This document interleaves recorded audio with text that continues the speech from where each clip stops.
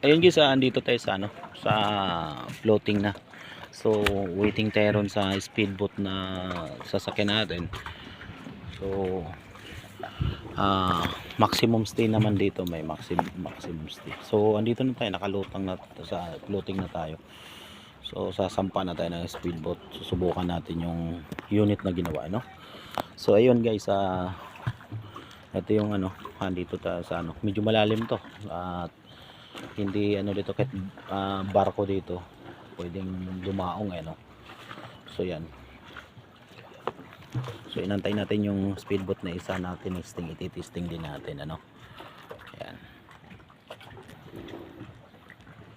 sana hindi ako maglobat kasi malapit nang maglobat ito.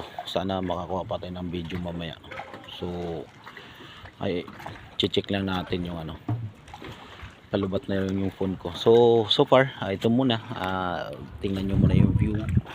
Ayan siya, ayan yung view ng mismo nandito tayo sa ano, naka-floating na ano, waiting dun sa yate natin at saka yung speedboat ititest natin.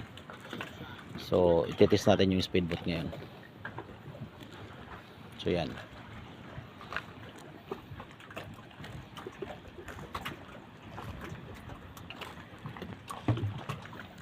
okay, see you on naman next vlog para hindi tayo maglobat. Maraming salamat po sa inyo.